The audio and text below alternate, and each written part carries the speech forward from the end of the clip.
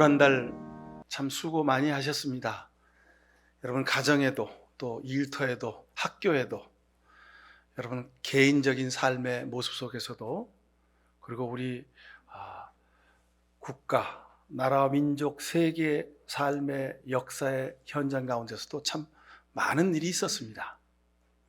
하나님이 지키시지 않았더라면 어떻게 우리가 살 수 있었을까 생각하면 참 감사드리지 않을 수가 없습니다.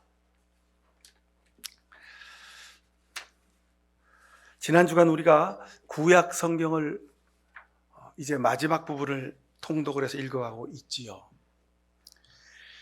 성경을 매번 읽을 때마다 참 느끼는 거지만 하필이면 왜 이때 하나님이 성경의 이 부분을 읽어가게 하셨을까?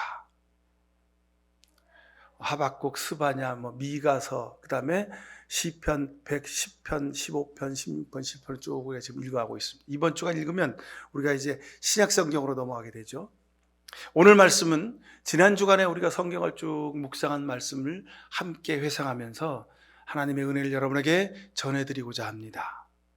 여러분 다시 한번 말씀드리는데요, 꼭 필히 반드시 하나님 말씀을 읽고 내 눈앞에 가까이 두고 하루를 살아가실 수 있기를 간절히 바랍니다. 세상에 의지할 것은 살면 살수록 주님밖에 없습니다. 하나님 말씀밖에 없습니다. 여러분 그것을 다시 확인하시는 이 시간 되실 수 있기를 간절히 바랍니다.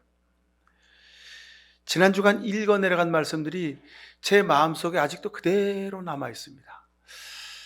성경을 참 많이 읽는다고 읽었는데도 저도 읽다 보면 이 말씀이 이렇게 새로운 말씀이, 이렇게 은혜되는 말씀이 여기 있었어? 하고 깜짝깜짝 놀랄 때가 많이 있습니다. 지난주도 그랬습니다. 미가서 7장 18절에 보면 주님께서는 죄악을 사유하시며 살아온 남은 주님의 백성의 죄를 용서하십니다. 진노하시되 그 노염을 언제나 품고 계시지 않고 기꺼이 한결같이 사랑을 베푸십니다. 주님 같으신 하나님이 또 어디 있으시겠습니까?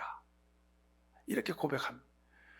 주님 같으신 분이 세상에 어디 있겠습니까?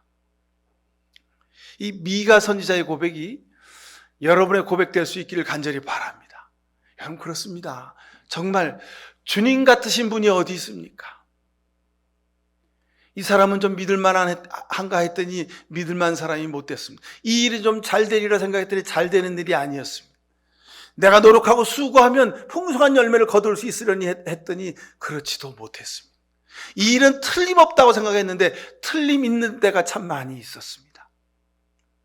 저 사람은 참 믿을만한 사람이다 그랬는데 보니까 택도 없습니다. 이게 진리려니 했더니 이게 진리가 아니고 불이었습니다. 거짓말이었습니다. 근데 지나놓고 보니 주님 같으신 분이 없다는 겁니다. 주님은 확실하셨습니다. 주님은 분명하셨습니다. 주님은 끈기가 있으셨습니다. 주님은 변함이 없으셨습니다. 주님은 처음부터 끝까지 똑같으셨습니다. 그러게 미가 선지자는 주님, 하나님 같은 분이 또 어디 있습니까? 이렇게 고백합니다. 정말 그렇습니다, 여러분. 저도 하나님을 믿고 산다고 살아보니 하나님 같은 분이 세상에 없습니다. 여러분 용기를 갖고 사시길 바랍니다. 위로받으시길 바랍니다. 소망 가지시길 바랍니다. 하나님 같으신 분이 내 인생에 없습니다. 그러니 그 하나님으로 인하여 우리가 소망을 갖고 기쁨으로 살 수 있음을 믿습니다. 여러분이 좋아하는 대중 가수 또 그 좋아하는 노래가 있으시죠? 근데 그 노래 중에서 이런 노래가 있습니다. 1000번이고 다시 태어난데도 그런 사람 또 없을 테죠. 모든 걸 줄 수 있어서, 사랑할 수 있어서 난 슬퍼도 행복합니다. 여러분 혹시 18번입니까? 또 어떤 분들은 이 노래를 통해서 어떤 사람의 삶을 그리며 애도하는 그런 추모의 곡으로 쓰기도 부르는 것을 제가 들었습니다. 우리가 잘 아는 대중가요 가사지만 세상을 살면서 이런 노래를, 이런 고백을 할 수 있다면 여러분 얼마나 귀한 일입니까? 그죠? 1000번이고 다시 태어난데도 그런 사람이 또 없습니다. 우리 어머니 같은 분, 우리 아버지 같은 분, 내 남편 같은 사람, 내 아내 같은 사람, 우리 부모님 같은 사람, 내가 사랑하는 사람, 그런 사람이 여러분에게 꼭 있기를 간절히 바랍니다. 이런 고백하면서 할 수 있는 거 여러분 축복입니다. 근데 하물며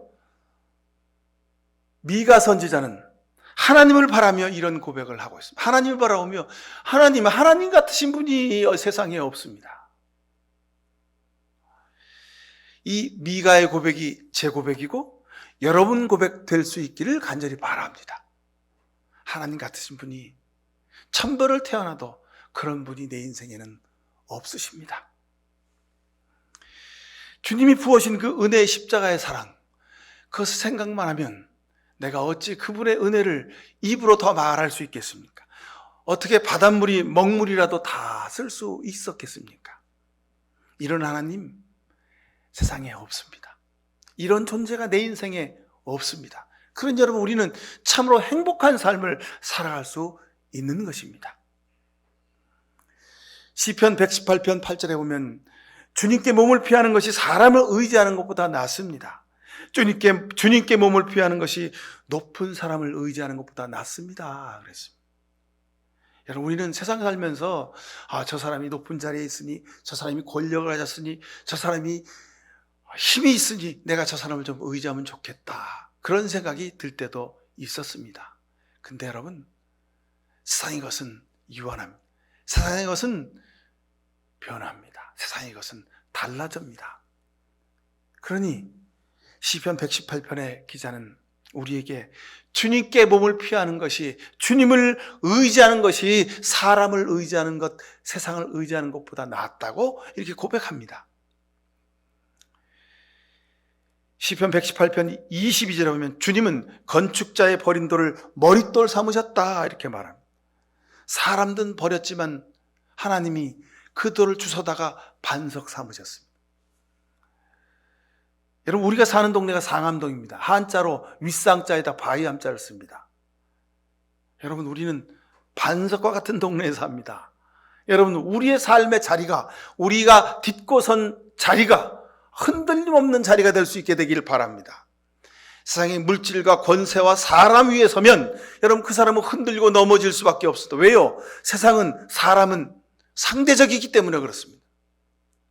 많을 때가 있는가 하면 부족할 때도 있고, 높은 데 섰는가 하면 낮아질 때도 있습니다. 이리 가는 것이 옳다고 말하는 것이 있는가 하면 어떨 때는 또 저리 가는 것이 옳다고 말하기도 합니다. 여러분, 세상의 진리는 영원하지가 않습니다. 그러니 세상 위에 서면 우리는 흔들리고 넘어질 수밖에 없습니다. 성경은 그래서 오늘 시편 118편의 말씀은 주님께 몸을 피하는 것이 사람을 의지하는 것보다 낫다 그랬습니다. 오늘 우리가 읽은 본문 말씀도 바로 그 말씀 중에 하나입니다. 여러분, 집을 모래 위에 살면 어떻게 됩니까? 여러분, 우리가 어린 시절 바닷가에서 두꺼봐 헌집 죽게 새집다워 하면서 모래를 주먹 위에 퍼올리고 툭툭 두드리면서 불었던 여러분 노래가 기억나시죠?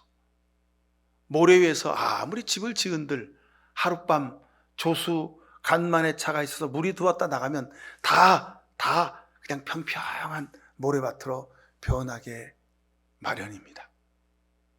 그런데 우리는 거기서 우리 집은 2층 집이라고, 우리 집은 나는 집이 5채 10채 있다고 우리 세상에서 자랑합니다. 근데 여러분, 세상에 사는 모든 삶의 모습은 모래 위에 지은 집과 같다 하는 것입니다. 그 누구도 하나님이 부르시면 그 모래 위에 지은 집을 가지고, 하나님, 나 집이 세상에 있을 때 몇 채였거든요. 하나님, 내가 세상에 산 일이 이런 거였거든요. 하나님 앞에 자랑할 것이 아무것도 없다는 말씀이 오늘 말씀입니다. 머릿돌의 기초, 우리가 세상에 발을 딛고 서야 될 반석은 예수 그리스도라는 것을 성경은 우리에게 누차 말씀하고 계십니다. 예수 그리스도를 믿고 의지해야 되는 이유가 여기 있습니다. 여러분, 반석 위에 집을 지으려면 시간과 노력이 많이 필요합니다. 왜요? 바위를 깎아야 하니까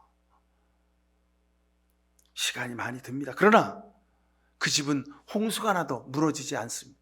세상이 변해도 쓰러지지 않는 집으로 굳건히 서게 될 것입니다.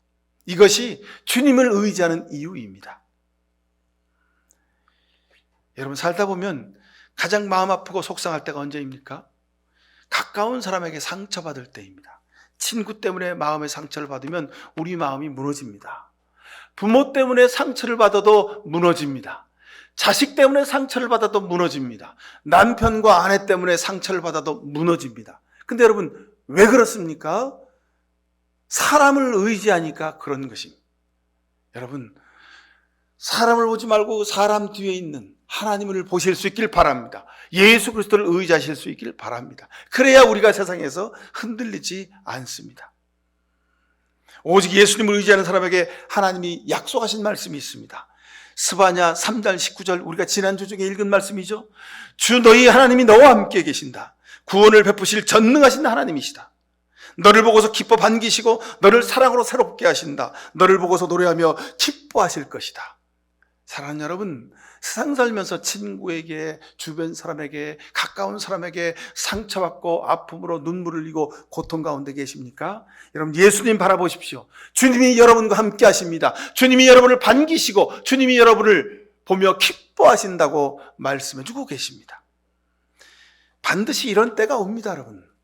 지금 비록 사람 때문에 상처받아서 아프고 힘들고 어렵지만, 그러나 하나님의 때를 기다리는 사람에게 하나님이 기뻐하시고 하나님이 곁에 계시고 하나님이 위로하시고 그 상처를 싸매주시며 새롭게 변화시켜 주실 줄로 믿습니다. 여러분을 새롭게 하실 줄로 믿습니다. 상처는 우리의 마음과 우리 육신을 주께서 강건하게 회복시켜 주실 줄로 믿습니다. 세상에 자기만을 의지하는 사람 보면 참 안타깝습니다. 창피한 줄도 모르고 자기 멋대로 욕심을 막 부리고 자기 욕심을 채웁니다. 한껏 의시되고 교만하고 부끄러운 줄도 모릅니다. 왜 그럴까요? 자기를 의지하기 때문에 그렇습니다. 사람을 세상이 전부라고 생각하기 때문에 그렇습니다. 거짓말을 했니 안 했니, 욕을 했니 아니 안 했니, 뭐 그게 요즘 우리가 사는 세상의 이야기들입니다. 참 여러분, 안타깝죠? 여러분, 근데 생각해 보십시오. 사람이 억지를 부리고 교만하고 그렇게 사는 이유가 어디 있습니까? 자기만 옳다고 생각하기 때문에 그렇습니다.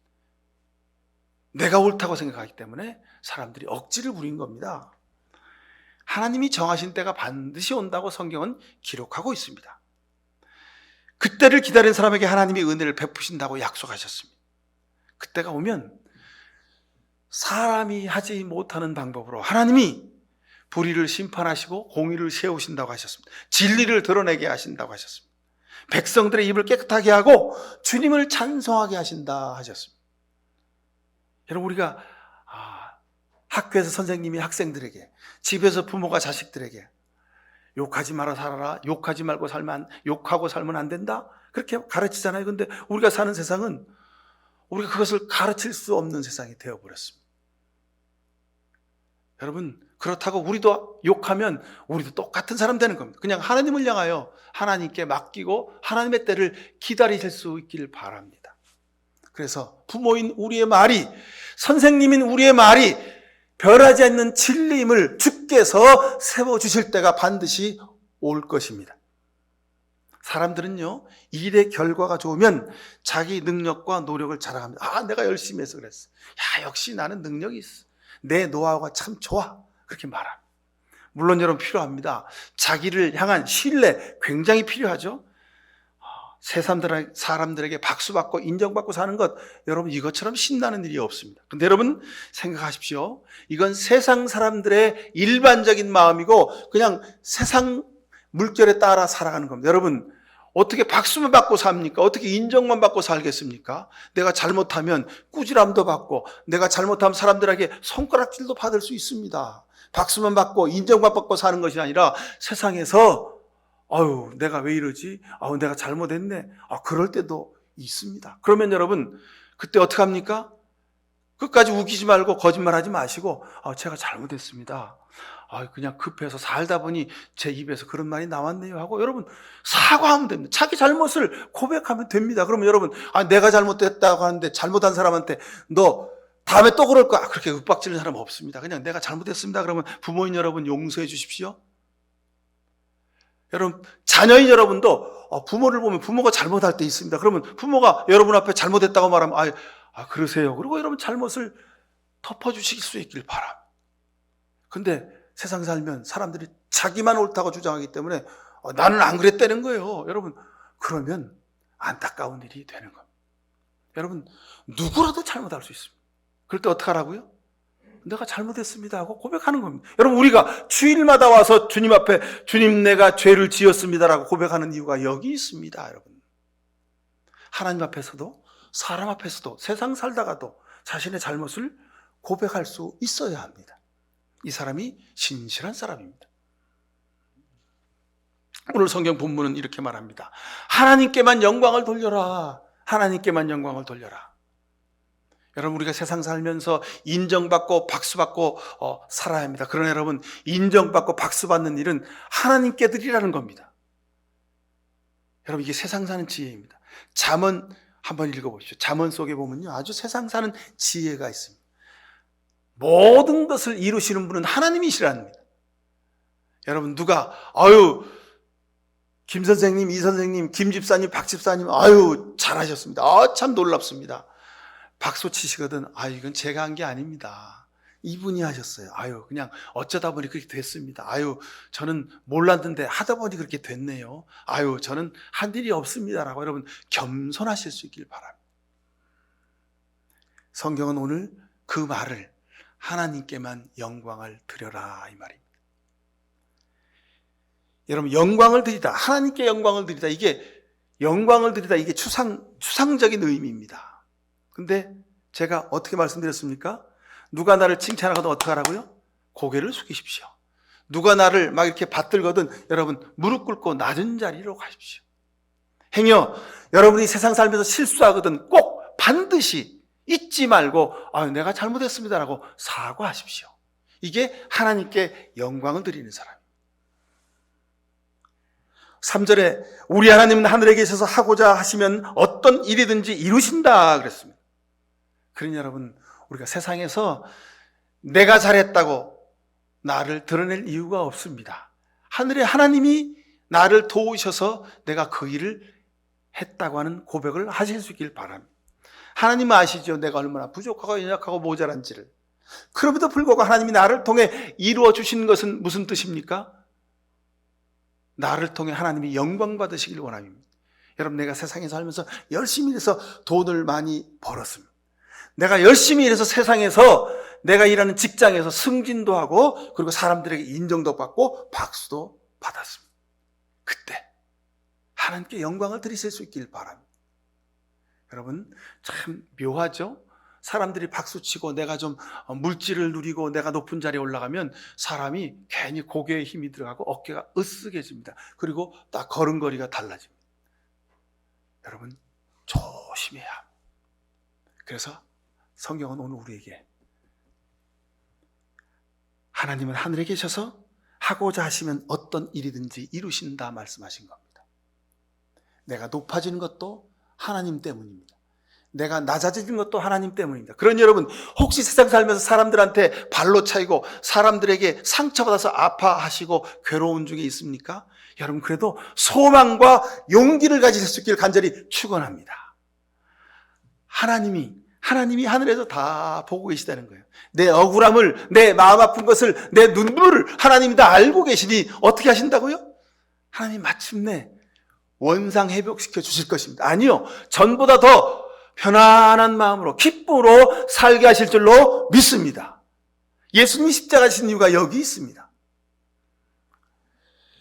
자, 여러분, 가나라라고 하는 동네에 예수님이 사역을 시작하면서 제일 먼저 가셔서 기적을 베푸셨다 그랬습니다. 혼인잔치에서 포도주를 만드셨다 그랬죠. 자, 요한복음 2장 7절 이하에 보면 예수님이 비낭 안에 물을 채워. 그래가지고 종들더러 그거 떠다가 갖다 줘 그랬습니다. 그랬더니 사람들이 이 집은 어떻게 혼인잔치에 맨 마지막에 가면 질났고 그냥 물에 물 탄 듯 술에 술 탄 듯 그런 포도주가 나오는데 이 집은 끝에 이렇게 맛있는 포도주가 나오냐고. 이 주인 참 대단하다고 그렇게 막 칭찬이 자자해졌습니다. 근데 여러분, 이 사건을 누가 했습니까? 종이 항아리에 물을 부었으니 그 종이 했을까요? 항아리에 있는 포도주를 떠다 주었으니 또 떠다 둔 종이 했을까요? 아니지 않습니까? 그죠?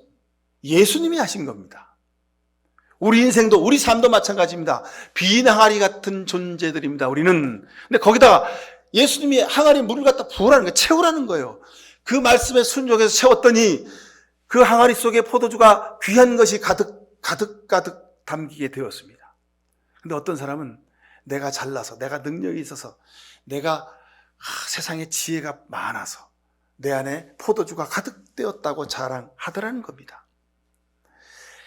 여러분, 연회장에서 그 항아리에서 물이 가득 담긴 그 항아리에 물을 퍼다가 날라준 그 종이 능력이 있는 사람일까요? 아닙니다.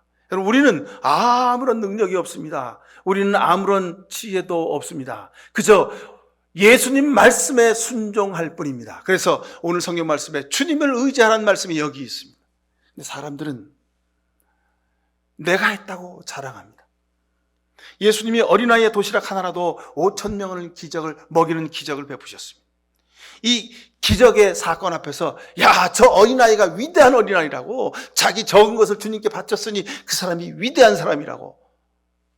여러분, 그럴 수 있습니까? 아니지 않습니까? 그런데 우리는 그 어린아이가 신적인 능력을 가졌다고 그렇게 말합니다. 현실에서요, 우리 삶에서 이런 일들이 아주 흔하게 일어납니다. 어린아이의 도시락이 5,000명을 먹었다고 자랑하죠. 도시락에 신비한 능력이 있다고 홍보합니다. 어린아이와 같은 종교 지도자들이 자기의 능력으로 5,000명을 먹였다고 말합니다. 그런데 여러분, 그것은 거짓말입니다. 여러분, 어린아이의 능력으로 5,000명을 먹였습니다 라고 내가 그 어린아이와 같은 존재입니다 말하는 종교 지도자들이 있으면 그 사람은 사입입니다. 빈 항아리에 물을 채웠던 종이 나서서 내가 항아리에 물을 채웠더니 그 물이 변해서 포도주가 됐다고 그렇게 막 자랑하고 자기 이름을 드러내는 사람들이 있습니다. 하나님의 영광을 가로채는 거죠. 오늘 성경 우리가 본문 1절에 하나님께 영광을 드리라 하는 말씀을 알지 못하는 사람들입니다. 도시락을 황금으로 만들어서 이 도시락을 바라보면 축복을 받는다고 그렇게 말하는 사람들이 있습니다. 이름하여 5,000명 교회입니다. 우리 교회는 5,000명이라고, 우리 교회는 5만 명이라고, 우리 교회는 구름대처럼 사람들이 모인다고. 여러분, 그 5,000명 교회입니다. 교회가 무슨 복음을 자랑해야지 모이는 교인 숫자를 자랑합니까? 교회가 자기 교회 예산을 자랑합니다. 여러분, 하나님은 그 예산을 10원짜리 못하도 사람 발에 밟히는 그런 돈으로 만들어버리는 것을 여러분 보시지 않습니까? 세상 사람이 손가락질 하잖아요. 그 교회 예산이 수천억이래. 그 교회 재산이 몇 조 원이래. 여러분, 그거 보고 막 박수 칩니까? 에이, 몹쓸 사람들하고 손가락질 하지 않습니까? 5,000명 교, 여러분, 우리 주변에 많이 있습니다. 빈 항아리 교도 많이 있습니다. 이곳에 와라. 이곳에 와서 빈 항아리에다 채워라. 그러면 내가 물을 이 변화해서 포도주가 된 것처럼 내가 너에게 축복할 것이다. 이러는 사람들도 많이 있습니다. 팔자 고친다는 거죠. 여러분, 주님이 하시는 겁니다. 예수님이 하신 겁니다. 단순하게 제가 비유했지만 오늘날 우상 종교들이 이런 구조입니다. 오늘 4절 말씀 보십시오. 이방 나라의 우상은 금과 은으로 된 것이며 사람의 손으로 만든 것이다. 입이 있어도 말하지 못하고, 눈이 있어도 볼 수 없으며, 귀가 있어도 듣지 못하고, 코가 있어도 냄새를 맡지 못하고, 손이 있어도 만지지 못하고, 발이 있어도 걷지 못하고, 목구멍이 있어도 소리를 낼 수 없다고 말씀합니다. 그런데 그 우상을 섬기게, 그 우상을 높이 들어 바라보라고 하는 겁니다. 여러분, 오늘 이 시대의 우상이 어디 있습니까? 오늘 이 시대의 우상이 여러분 반도체에 있고 전기차에 있고 뭐 그런 듯 싶습니다. 여러분, 세상에 공의가 사라졌습니다. 우리나라의 이익을 위해서라면 뭐 그냥 그 우방의 혈맹 그런 거 필요 없다는 거예요. 우리나라의 이익에 부합하지 않으면 누구라도 단칼에 잘라버리고 적으로 삼을 수 있다는 것이 세계 강대국의 질서입니다. 근데 여러분, 우리는 아직도 거기에 아유, 우리 좀 봐달라고 가서 손을 싹싹싹 비는 형국이 되었습니다. 여러분, 옛날 이스라엘 백성들이 바빌로니아와 페르시아의 종으로 가서 고생하며 아파하며 눈물 흘리던 때가 바로 오늘 이 시대가 우리가 살고 있는 때입니다. 어떤 신을 섬기는가, 이 기준이 분명해야 됩니다. 세상 사람들은 예수 그리스도를 믿고 하나님을 믿고 산다고 말하지만 자기 자신을 믿고 삽니다. 자신의 물질과 자신의 생각과 자국의 이익만을 하나님으로 섬기며 삽니다. 이것이 우리가 사는 시대입니다. 여러분, 배고픈 아이가 밥을 찾고 목마른 사람이 물을 찾는 것은 당연한 일입니다. 하지만 인간에게는 하나님을 찾는 본능이 있습니다. 전도서 3장 11절에 사람들에게는 영혼을 사모하는 마음을 주셨다 그랬습니다. 여러분, 하나님을 의지하시기 바랍니다. 예수님만을 의지하시기 바랍니다. 세상에 그 어떤 것도, 세상에 그 있는 그 어떤 것도 영원한 것이 없습니다. 여러분, 정신 바짝 차리고 하나님 바라보고 믿음의 길을 걸어가실 수 있기를 바랍니다. 자기에게 맞는 신, 자기에게 유리하고 내가 조종 가능한 신, 이런 신을 섬기는 시대가 바로 이 시대입니다. 여러분, 우리와 가까운 그 어느 나라가, 그 나라가 그 하나님을 섬기던 사람들이 가서 추수감사 예배를 드리고 하나님만을 섬기고, 대통령이 취임할 땐 성경 위에 손을 올리고, 그렇게, 하나님을 믿는 나라라고 여러분, 우리가 막 박수 치잖아요? 맹종하는 사람들 많이 있습니다. 근데 여러분, 어떻습니까? 그 나라도 그 중심에 보니까 하나님이 아니라 돈을 섬기는 나라인 거예요. 돈을 섬기는, 황금을 섬기는 나라예요. 금송아지를 섬기는 나라가 세상에 이른바 강대국이라는 나라들입니다. 여러분. 오늘날 바벨로니아, 페르시아가 어느 나라인지 우리가 볼 수 있어야 합니다. 출애굽기 20장 3절에 너는 나 외에 다른 신을 내게 두지 말라 했는데, 여러분, 세상 많은 사람들이 하나님을 섬김네 하면서 하나님 아닌 다른 것을 자기 앞에 놓고 거기 절하고 살아갑니다. 여러분, 기억하십시오. 우상은 아주 매력적이고 세련된 모습으로 우리 앞에 놓여 있는 것을 여러분과 볼 수 있어야 합니다. 현대인들은요, 우리가 사는 이 현대는 그 우상이 아주 세련되고 아주 권력적이고 아주 합리적인 모습으로 우리 앞에 와 있습니다. 그래서 여러분, 우리가 정말 말씀 위에 서지 않으면 안 됩니다. 하나님을 날마다 의지하지 않으면 안 됩니다. 오늘날 우상숭배, 바알신앙의 특징은 바로 이겁니다. 자기 중심적인 겁니다. 자기 생각, 자기 가치, 자기 철학에 맞지 않으면 그것 다 아니라고 생각하는 겁니다. 여러분, 어떻게 우리가 세상을 자기 생각으로 살 수 있습니까? 아닙니다. 주님의 생각으로 십자가로 살아가실 수 있기를 간절히 바랍니다. 주일날에 우리가 교회 와서 예배 드립니다. 근데 세상에 나가서는 장사하고 사업하고 직장 생활할 때, 친구 만날 때는 세상 사람들이 살아가는 모습 그대로 살아갑니다. 여러분, 이것이 우상입니다.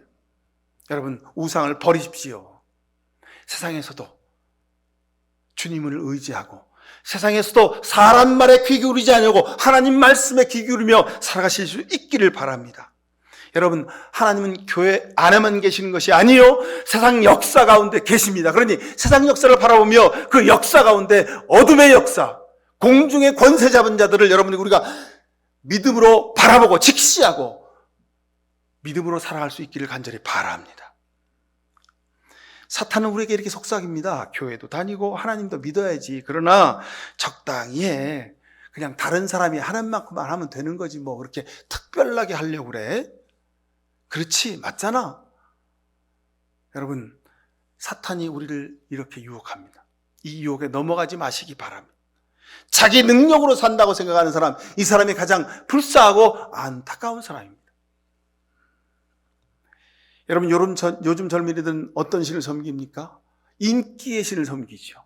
남이 박수하는 그 인기의 신을 섬깁니다. 그게 SNS에 빠져 사는 젊은이들의 특징입니다. 무슨 유튜브니 SNS에 그냥 히트수가 많이 올라가면 괜히 그날 하루가 기분 좋고 재미있습니다. 자기가 올린 영상을, 자기가 올린 사진을 누가 막 좋아요 눌러주면 기분이 좋은 거예요. 근데 여러분, 사람에 의지하는 길로 빠져드는 지름길입니다. 하나님이 여러분을 칭찬하실 수 있기를 바랍니다. 하나님에게 칭찬 들으시길 간절히 바랍니다. 여러분, 나한테는 어떤 신이 있는지를 분명히 보시기 바랍니다.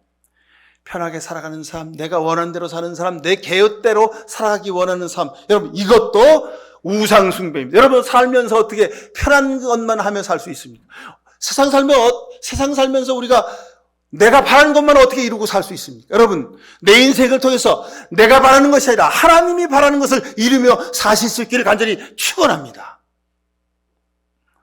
오늘 구절에 보니까 이스라엘아 주님을 의지해라. 주님은 도움이 되어주시고 방패가 되어준다 그랬습니다. 오늘 9절에 방패가 되어준다, 10절에 방패가 되어준다, 11절에 방패가 되어준다 그랬습니다. 여러분, 하나님이 우리의 보호자 되시고 인도자 되시고 우리를 지켜주심을 믿으시길 바랍니다. 주님을 의지하는 이유가 여기 있습니다. 자, 오늘 12절 13절을 보십시오. 주님께서 우리를 기억하여 주셔서 복을 주시고 이스라엘의 집에도 복을 주시며 아론의 집에도 복을 주신다. 주님을 경외하는 사람에게 복을 주시니 낮은 사람 높은 사람 구별하지 않고 복을 주신다 하셨습니다. 하나님이 주시는 복이 완전한 복입니다. 하늘에서 내리시는 복이, 은혜가 우리의 삶을 온전히 세워갈 수 있습니다. 여러분, 이 한 주간도 10월 한 달도 하나님의 은혜와 복을 누리며 살아가시기를 간절히 축원을 드립니다. 기도하십시다. 나를 사랑하고 내 계명을 지키는 자에게는 자손 1000대까지 은혜를 베풀겠다. 주님이 우리에게 약속하셨습니다. 오 나의 주 아버지 하나님, 주님 같으신 분이 내 인생에 없습니다. 오직 주님만을 의지합니다. 말씀을 의지하며 살겠습니다. 이 세상 가운데 믿음으로, 말씀으로 승리하며 살아가겠습니다. 이렇게 귀한 결단하며 세상으로 나간 주의 백성들에게 주님 예비하신 복과 은혜를 허락해 주옵소서. 예수 그리스도 이름으로 기도하옵나이다. 아멘. 세상 살면서 사람에게 상처받고 아파하고 눈물을 흘렸습니다. 환경 때문에, 물질 때문에, 여러 가지 많은 일들 때문에 우리가 쓰러지고 넘어질 때 많았습니다. 그러나 다시 눈을 들어 하늘 보좌를 바라며 십자가를 바라며 오직 예수 그리스도만을 의지하며 살겠습니다. 이런 귀한 결단하는 이 시간 머리 숙인 모든 죄 백성들 머리 위에 하나님 아버지의 귀하신 사랑과 예수 그리스도의 십자가의 보혈의 능력과 성령의 복렬하심이 저들의 아픈 마음과 저들의 모든 문제 위에, 그리고 우리가 기도하며 간구하는 모든 기도들 제목들 위에, 그리고 이 나라 민족의 역사 위에 지금부터 영원히 함께 해주시옵기만을 간절히 축원하옵나이다. 아멘.